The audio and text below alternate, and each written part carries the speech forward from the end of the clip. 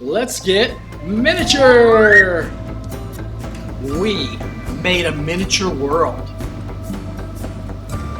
Wow, your friend! No more. Where's that super armored killing machine again? Hey, Roderick, great to see you, man! Oh, well, yeah, you're just a piece of plastic. I know. It's cool. Last year I went to a really cool gaming treat by Salt Lake City in the mountains, and it was called Valhalla in the Fall. It was fantastic. I spent a week there running games, and I became fast friends with a person named Aaron, and he has a channel called Cool Guys Nation. And he has challenged me to make a monster. We're gonna compete against each other and make a monster. So I'm gonna tell you what special ingredient or what secret ingredient I'm gonna use when I craft my monster. So my secret craft ingredient for the monster is gonna be this fork. Okay? I ate off of this fork, so I'm recycling this fork instead of throwing it away. I'm gonna use it to make my monster. So watch the video and you'll see how I utilize this fork in the build of this monster called the Mound Monster. So today's craft is my challenge from Aaron, and it's the Mound Monster. All right, this is gonna be really fun and easy. I'm also sticking to my rule of making it cheap and easy for people, so you don't, in these times of pinching our belts, you have to worry about spending a lot of money on this, right? I'm even using recycled forks that I got at Chipotle. Okay, now, so imagine this, right? Imagine your players are walking in a field and they see some mounds or hills, and they just look like regular mounds. But as they get closer, the mound bursts open and there's a big maw inside the mound, and tendrils are whipping around trying to grab player characters. I love this because you can take terrain that you've made that seems innocuous and then suddenly transform it into something else.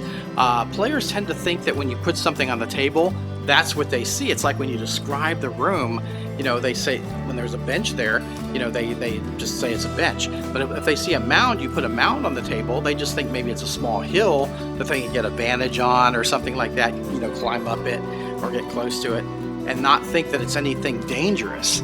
But that's really nice when you can have something that's on the table that seems, you know, innocuous, that seems like something that you wouldn't worry about, and then suddenly a monster bursts out of it. That's really fun, and particularly you can fool them with crafting, because I think people tend to think that you're not going to take terrain already on the table and switch it out with another piece of terrain. So I think it's a really nice trick you can do as a terrain crafter to keep them on their toes. Our project today is going to require glue. I use this ketchup bottle to mix up 50% water, 50% white glue, and this is what we're using for the majority of the project. So make sure that you make some. Going to take a regular paper towel and wet it with water. This is just regular water in a spray bottle. I'm going to use some sand, and the sand is going to be to give it some weight. This is 50% water, 50% white glue, and I'll get some on the sand there, pour some on the sand, and then I'm going to roll this up like a cigar. You guys might be saying, damn Scotty, why are you doing that? And this is going to be the base for my monster mound. It'll give it weight as well as kind of start the structure. I'll just put it in a rough circle, and that'll be the start of my mound slash hole here for the monster. I'll put my 50% water, 50% white glue on that. Don't worry, it'll suck that up. It'll suck up the excess. I'm going to take another paper towel and wet it like I did the other one. But this time I'm just going to roll it up. I'm not going to put any sand in it. This will give me some height on my structure here without adding too much weight. Just wrap it around the top of the other one.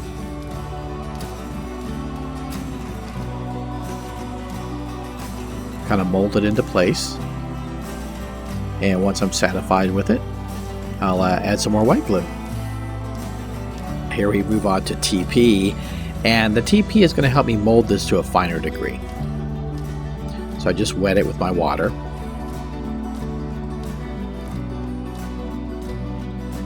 and I'm going to shape it around the edge to get a slope, a nice slope on the edge of this. Just keep building up that slope until you're satisfied. The TP is more malleable of water, so it's a lot finer to work with than the paper towels. Because you know, when you go to the crapper, it's meant to disintegrate when it goes down the toilet, so I'm going to take some more TP and fold it over a couple times, and then ring the hole with it.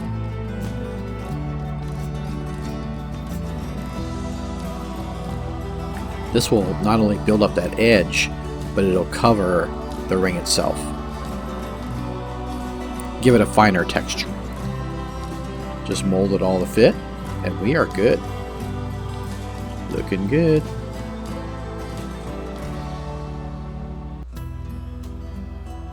After I get all the TP molded on there, I'm going to soak it with my 50% water, 50% white glue. And you can see it's dripping off, but it'll drain back into the piece itself. You just push it up there with a brush, it'll suck it right back up. I'm going to take another paper towel, wet it down. This time I'm going to fold it up.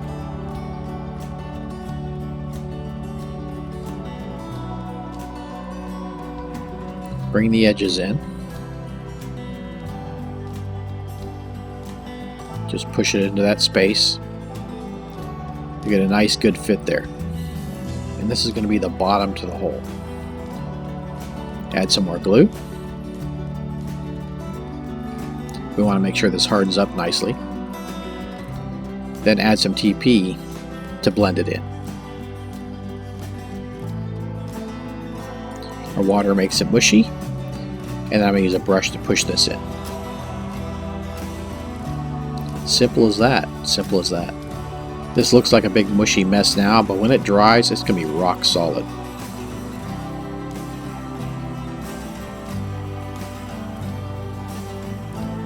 You want to get plenty of glue on this sculpture.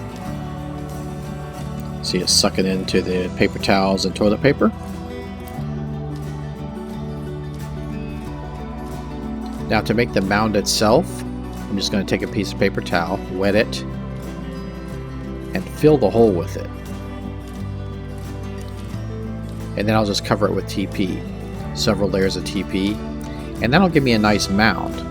So I can use this for the mound before the mound monster is broken loose. So it's the same technique to make the hill, the mound that the monster is going to come out of, just cover it up. I want to have holes where these tendrils are going to come out of when the monster bursts forth. And so I'm going to push the back of the pen into the wet mixture there. And I get a nice kind of indent there. And I'm going to use those as the holes where the tendrils come out of. It's nice because you can just push into it and just twist it and it won't stick to it. Now it's really easy to make the tendrils. I'm just going to use a couple pieces of toilet paper.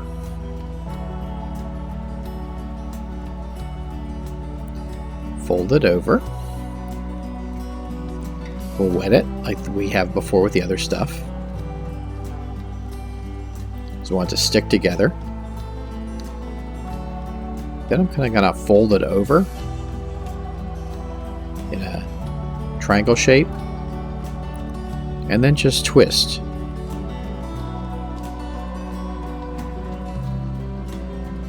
And I'll get a really nice tendril. This is really easy to do.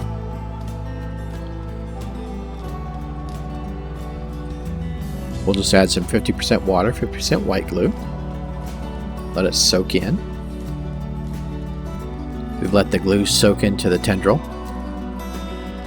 So we're just going to squeeze some excess out. And then we'll bend it into a fun shape and kind of put it on our plastic tray here. That way it won't stick to the tray, right? So we got all nice different shapes setting here on the tray. We'll let those dry with the mound. You may have been wondering when I was making the craft why I used a water sprayer instead of putting 50% water, 50% white glue in the sprayer, right? Well, there's a couple reasons for that.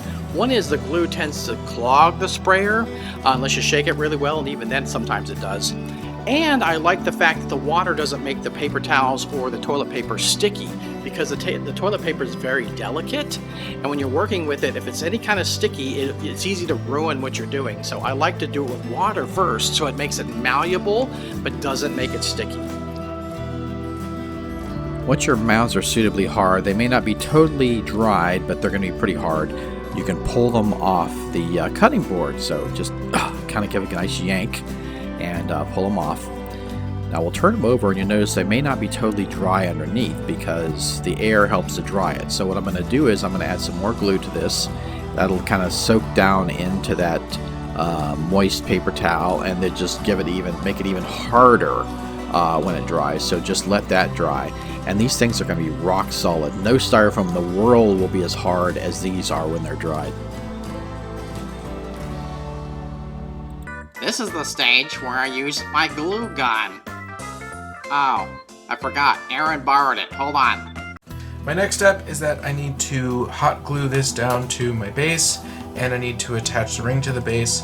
I also need to attach a whole bunch of detailed pieces so that when I add the water effect, it's going to look really cool. I'm very excited for it. Now, hot glue is important because it's not going to interact with the water effect that I use. Scotty! So I don't get to use hot glue, which means that I have to use white glue. So thanks a lot, Scotty. Now it's going to take me overnight to make my base and get it dry.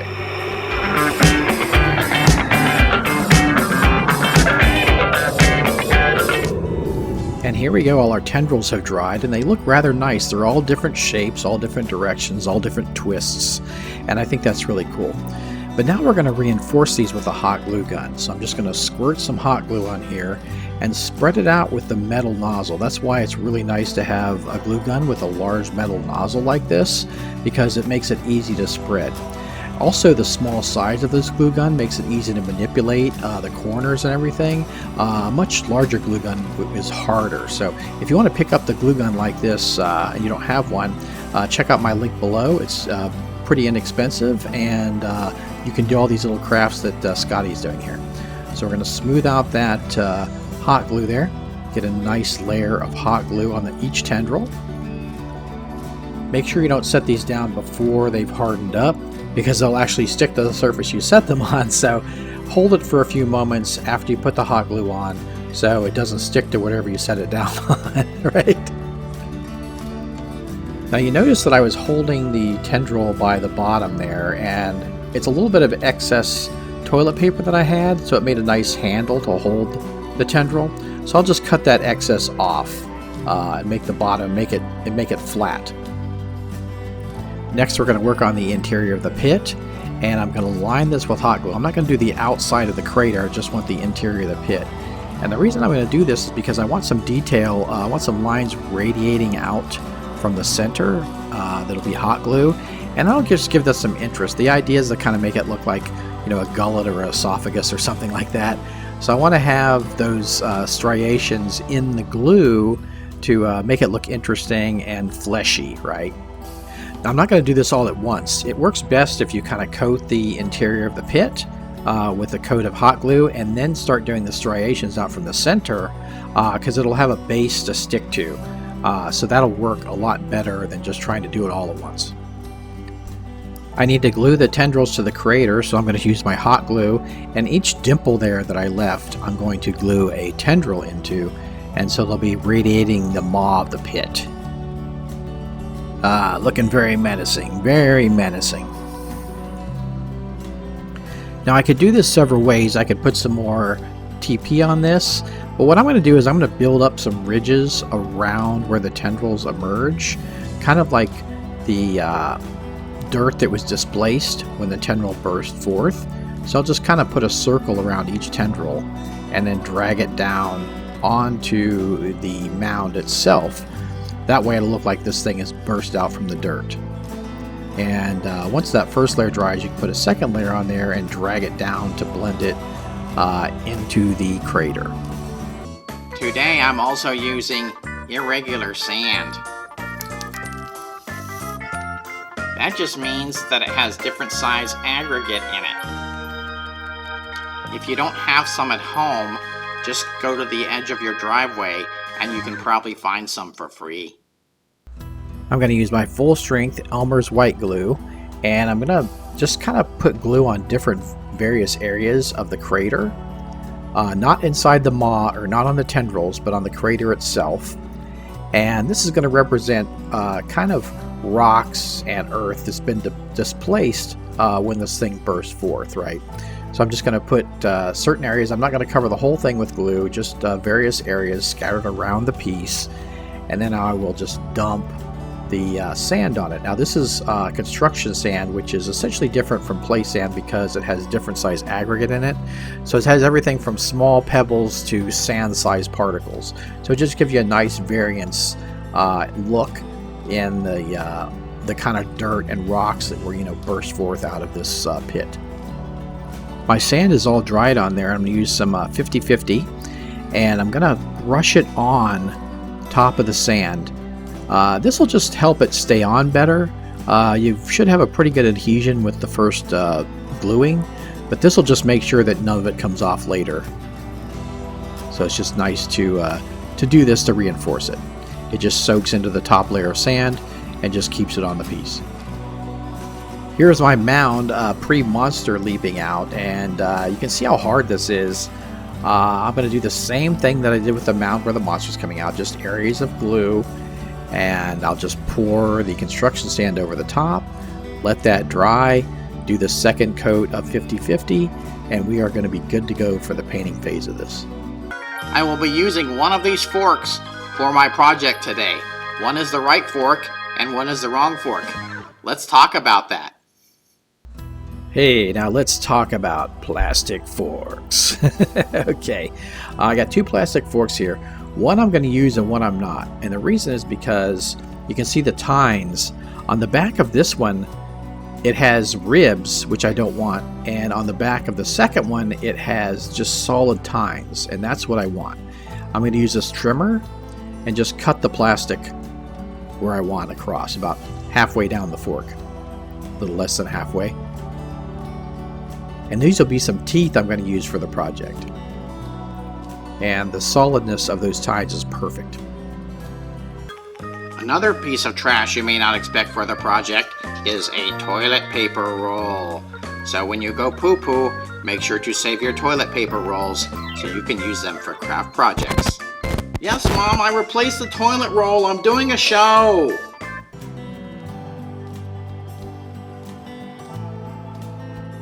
I'll cut about a third off, and I'm going to soak that in water.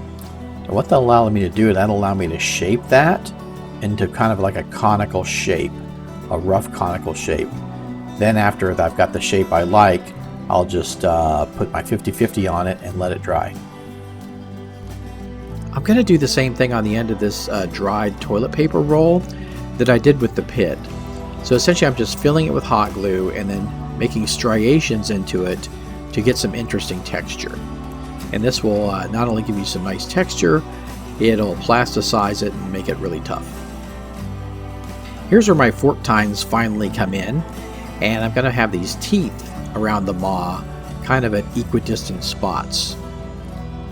Just hit that with a spot of hot glue, hold it for a sec, and it'll be all embedded.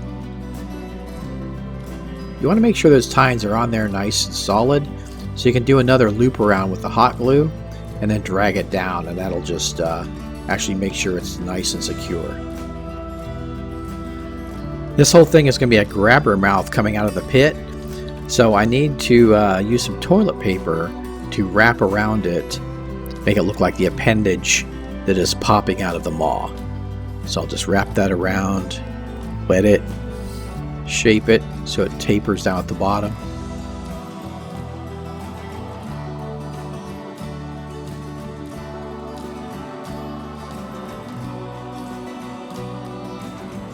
Then I'll hit it with our 50-50 and let it dry.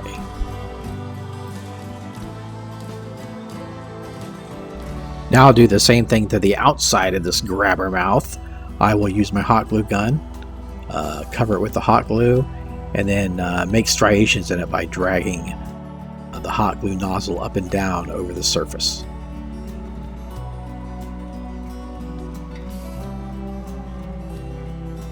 End up with some nice detail there.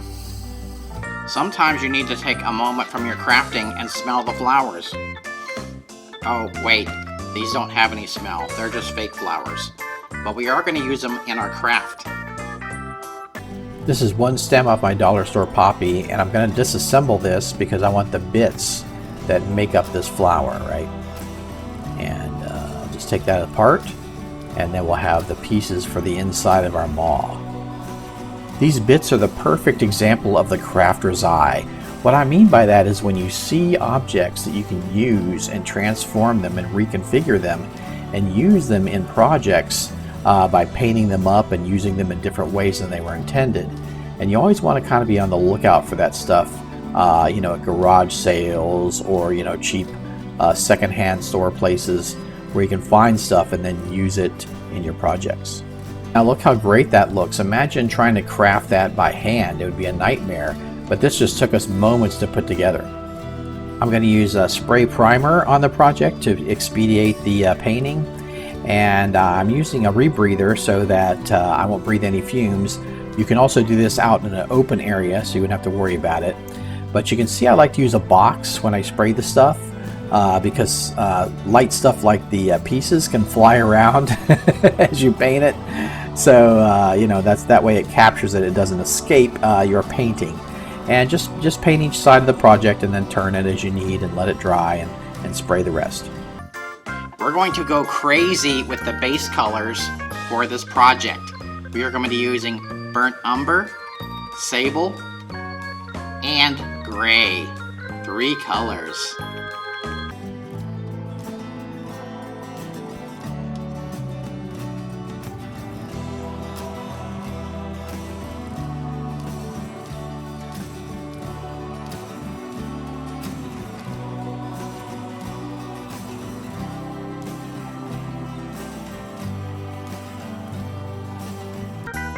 For the mouth parts, we will be using cranberry wine and magenta.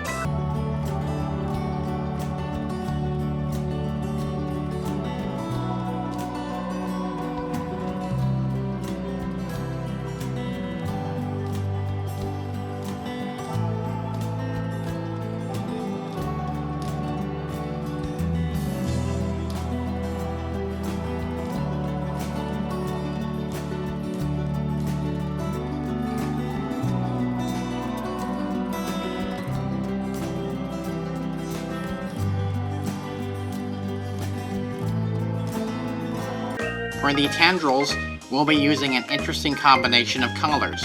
We'll be using a terracotta and a terra coral.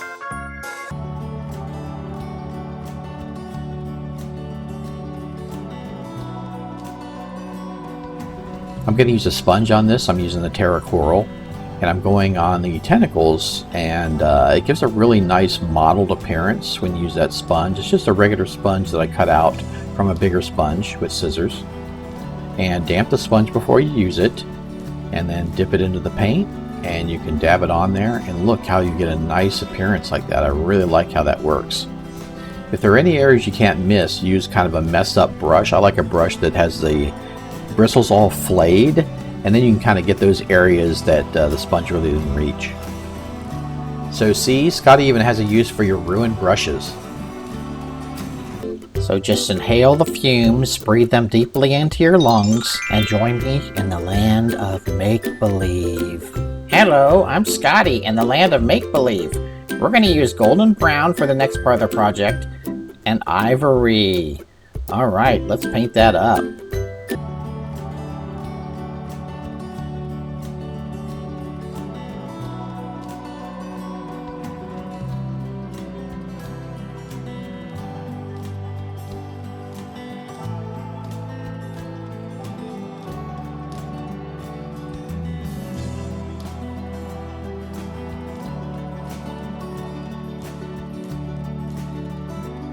I've assembled all the poppy pieces from the poppy flower, and I'm going to put them in the maw. I'll just put some hot glue in there, push it down, and look at that detail. Isn't that great? So easy to do. Now I want to put the maw in the center of the pit. So I'm going to push out with the tip of my hot glue gun. And that will expose the paper towel underneath and TP. And so it'll give a good solid connection between the two pieces. Just hold it for a few seconds. It'll be all ready. Wow, look at that. Very fun. Now the last step is I'm just going to paint it with some gloss because I want the maw to be all glossy and gooey, right? I'm going to use this triple thick gloss and just paint it on there. Just make sure you get in all the cracks and crevices there in the maw because we got all that detail in there. So you want to push it in, push the brush in, get all that gloss down in there, and then make sure you get up the gloss down the sides of the maw and in the pit. So you want it to all look nice and gooey and icky when you reveal it to your players.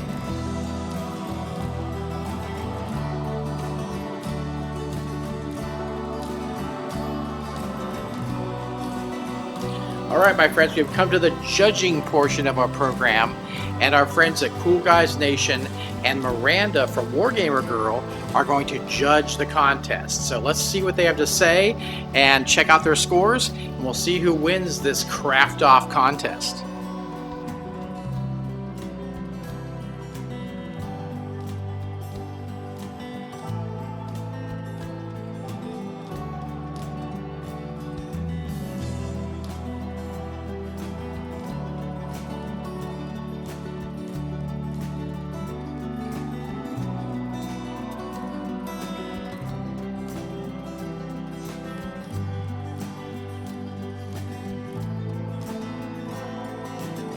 So, looking here at both Aaron and Scotty's entries, I think I have to give. They're similar but different enough. Real quick, short breakdown. What I love about Aaron's is he put a lot of time into the base itself. It's very gooky and sticky and yucky. I love all that stuff. Maybe a little much on the blood, but the ooze definitely makes up for it. Scotty's a little bit more barren, but I like that it's kind of modular. Okay, you can kind of move some stuff around. Overall, I think I'm going to have to give DM Scotty's a 4 out of 5. And I think I'm going to have to give Aaron's... Can we do decimals? Yeah, okay. Then I think in that case, I have to give Aaron's a 4.25 for the ookie gookiness. So, looking at Aaron, it looks like he has a Space Marine getting ripped apart by a lovely bug situation. This is unpleasant. I definitely like the use of the entrails to hold the model together. I love that I can use that as an art critique. Good use of colors. It's definitely very gory. And then the actual piece itself, it's a lot of gross, yucky slime going on there. I definitely think that is a nice touch. It's well done. A bit of a larger terrain piece. I know from a War Machine standpoint, it would end up being coming a little bit on the larger side, but very whippy and dynamic. I like it. So as far as the overall dynamic piece, I would rate that from 1 to 5 as actually a 5. I definitely like the imagination used in that. Very, very fun. Functionality-wise, probably a little lower, maybe along the lines of a 3, just because it could be a piece that gets in the way, and I would be personally worried about breaking it. But I definitely enjoy it. Good aesthetic, good use of color. I'm gonna move on over to Scotty's. Scotty has a fun situation going on. More things being devoured. I feel like these are allegories of 2020 already. I am a fan of the fact that it has a before and after feature going on, so it's like a trap. And so you have, and he puts an example of the players out there, like, what could possibly be going on under this rock? And then suddenly a sarlacc or something coming out. Not quite as whippy and strong aesthetically as the prior piece, especially the perfectly symmetrical circular base. But creativity-wise, I appreciate that. I definitely like the functionality more on that, though I like the aesthetic on the previous piece more. So I would invert it and do a 3-4 aesthetic, well, maybe more like a 4 for aesthetic, because it is pretty good. Just not quite as top-notch. And I think a 4 on the functionality as well. So there you go. There's my opinion on it. You boys hash it out. Hey, this is Sean from Cool Guys Nation. I'm doing a review of Aaron and Scotty's trash-built terrain. So the first super interesting thing is that both of these guys came up with kind of like a greater Sarlacc type Star Wars idea of weird maw coming out of the ground, eating your miniature or whatnot. I think that the first thing to kind of like compare and contrast about them is it looks like Aaron used a little bit more of like found molded toys, whereas it looks like Scotty kind of sculpted his pieces out of garbage, right? So they're both definitely trash. But one's more found manufactured items, and the other is what looks kind of like an upside down lemon that's had glue sprayed all over it, with spikes sticking out of it. So construction materials are a little bit different. I definitely think that Aaron does a little bit better with the color and the contrast of the item. He used some of these brighter colors that really kind of stand out, including the blood for the blood god and the gore, which were a fantastic tip. But again, that kind of plays off of that found item type thing. So Scotty doesn't have quite that level of detail, but he did this super awesome fun thing where he's got a pre-monster popping out of the ground, and then a monster popped out of the ground. So he's kind of got like a before you get to the terrain, and then after you get to the terrain, you're interacting with it. So, I mean, definitely two very different takes on this very similar kind of idea. Both are, incredibly well executed. Aaron's definitely, his base is more intricate. He's got some water effects, and some other type of items. It looks like some moss and some various little string pieces.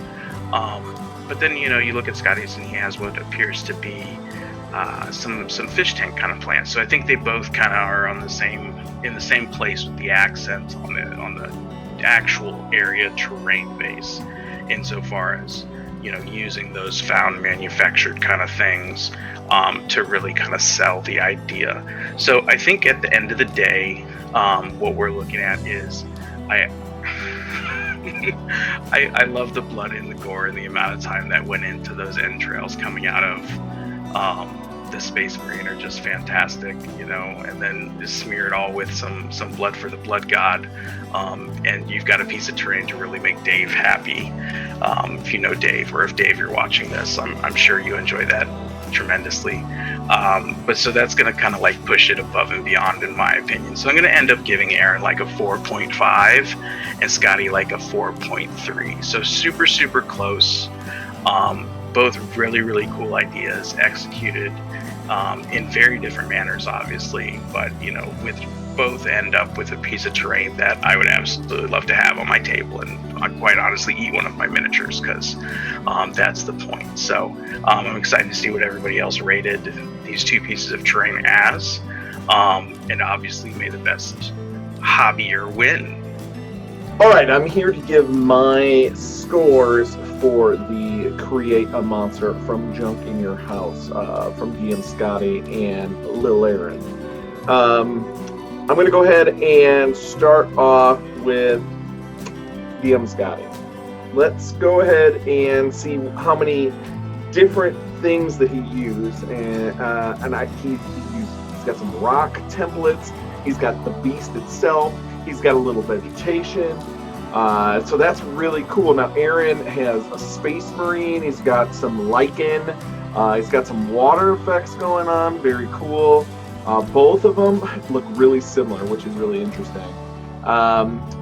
I'm going to have to go with a 3.85 for DM Scotty. And I'm going to go with a 3.99 for Aaron. And here's why, is because I feel that Aaron's is probably going to look more natural on the field with a weird oblong edge. DM Scotty's is like a big pie plate. And I feel it's a little unnatural. I do like all of the extra stuff that's on DM Scotty, so they're very close, but I'm going to give this one to Aaron here. And I really like the little pincer claws, the baby toy he stole. So that's going to be my score. Well, there you have it. Aaron pulled ahead of my junk monster, so congratulations. I thought it was a really cool build and well-deserved. Now, I also wanted to say something that's kind of funny. We ended up both doing a very similar type creature without any interaction. This was just totally independent of each other. We both came up with our monsters independently without speaking about it. We just decided we were going to make it out of trash. And it just so happened that they were both kind of these mound monsters, and I thought that was really funny. Also, make sure you check out Aaron's build at Cool Guys Nation to see how he built his cool kind of pit monster, mound monster. And I hope you guys enjoyed this competition, and I'll see you next time on The Craft. Hey, thanks again, and go forth and craft. If you'd like to help support the DM's Craft, there are several ways you could do that. There are my links below, the Amazon links. You can purchase your craft materials there. I have a Patreon, or I also sell adventures on Quest Givers that I've done with Gareth at the DMG Info. We've made some really cool adventures. We just came up with a whole campaign book, one huge campaign, over 400 pages of adventures, 16 adventures in one book. So check it out at Quest Givers. Thanks again. You guys have a great time gaming. I want to thank my supporters for making this the most popular cable access show between 2:30 and 3 o'clock. Also, I want to thank you for helping me to improve my equipment. I was shooting with VHS, and now I have moved on to Super VHS. So I'm sure you can see the improved picture quality of this program with the Super VHS. Thank you again. I really appreciate it.